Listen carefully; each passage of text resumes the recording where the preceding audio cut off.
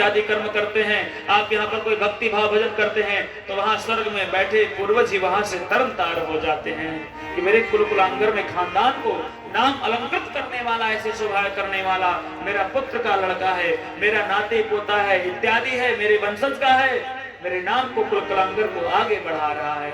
इसलिए प्रसाद की वितरण की विशेष महिमा है।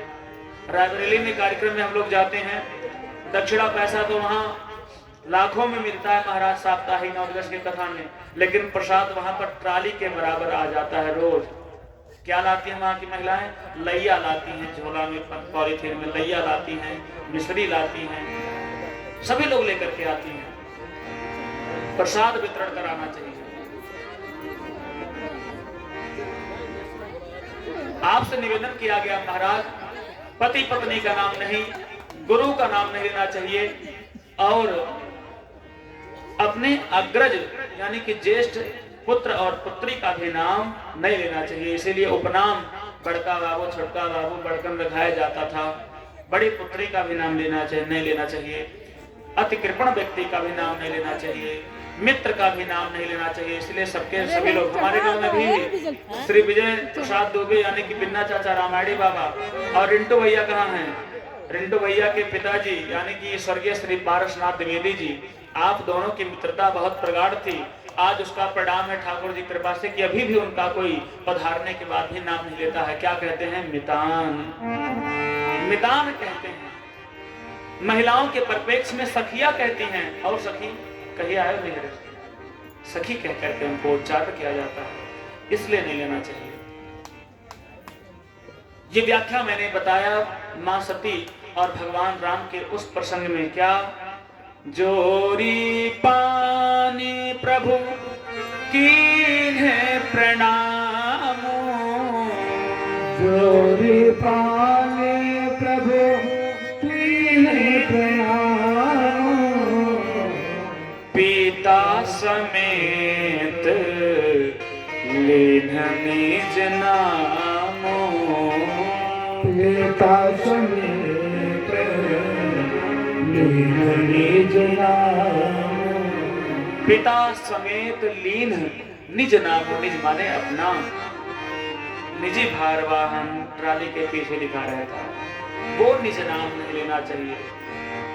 अपना पिता के नाम के समेत में जोड़ करके कहते हैं चक्रवर्ती चरण चूड़ामणि श्री दशरथ जी महाराज धर्मश्रेष्ठ, उनके पुत्र में अग्रज ज्येष्ठ पुत्र राम हूँ, मां सती के चरणों में प्रणाम करता हूँ।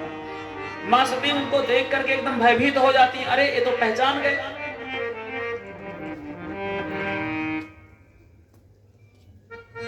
भोलेनाथ के पास जाती हैं मां पर, मां सती कहती हैं, जैसे उनके पास जाती हैं मन में कौतूहल हो रहा है, ठाकुर जी पूछेंगे परीक्षा कैसे ली या नहीं ली, मैं क्या जवाब दूंगी, झूठ नहीं बोलना चाहिए, लेकिन क्या किया जाएगा। भोलेनाथ के पास जाते हैं मां सती, तो भोलेनाथ ये नहीं पूछते महाराज, कहते हैं लीन परीक्षा कमन विधि, कहूं सात सब बात।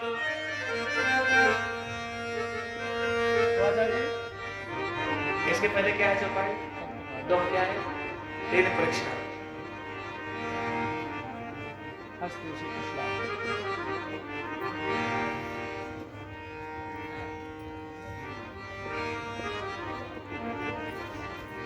इनको भी स्मरण नहीं आ रहा, विस्मरण हो गया मुझे। हंस पूछी कुशलात, लीन परीक्षा कवन विधि, कहूं सत्य सब बात। हे देवी सही सही बताओ। भोलेनाथ ये नहीं कहते हैं कि आप राम जी का परीक्षा लेने के लिए गई थी तो आपने लिया या नहीं, ना ना ना, एकदम कंफर्म कह रहे हैं आपने परीक्षा तो लिया ही होगा, लेकिन किस विधि से लिया ये बताओ। भोलेनाथ कहते हैं किस विधि से आपने लिया, कहूं सत्य सब बात। देवी झूठ मत बोलना। अब झूठ की बात कहां से आ गई? गूढ़ रहस्यावली में, कंबन रामायण में, दक्षिण भारत के रामायण में इसका प्रसंग आता है। महर्षि कंबन जी कहते हैं अपने उस तमिल भाषा में, कहते हैं कि यहां पर मां सती अपने पति से 8 बार झूठ बोली हैं। एक स्त्री अपने पति से 5 बार झूठ बोल सकती है, तब तक उसका संबंध उसके पति से बना रहेगा। लेकिन अगर उसका 8वां बार हो जाएगा तो उसके पत्नी से उसके पति का वियोग हो जाएगा। मां सती ने कहां कहां झूठ बोला, आप लोग कथा नहीं सुने होंगे। दिन में भी कथा चलती है, रात में भी कथा चलती है, और एक दिन आएंगे तो 2 दिन गायब हो जाएंगे। इसलिए प्रसंग कैसे बुझाएगा आपको। लेकिन मैं आपको बता रहा हूं, भगवान राम का लीला चल रहा था। लीला चलते समय अगस्त मुनि के आश्रम पर भगवान भोलेनाथ अपने पत्नी के साथ में आते हैं।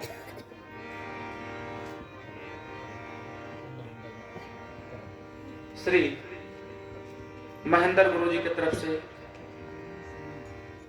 कितने गुरु लोग को हम पढ़ाएंगे। एक समय वो था, गॉन आर द डेज, वो जमाने लग गए। कभी हमको गुरुजी पढ़ाया करते थे, आज गुरुजी को मैं पढ़ा नहीं रहा हूँ। गुरुजी को सुना करके भगवान की चर्चा, अपने वाणी को पवित्र किया जा रहा है। गुरु को कौन पढ़ा सकता है। यल्टी भैया की श्रीमती जी हमारी गुरु माता है एक प्रकार से, वो भी हमको पढ़ाई है मसैचा में।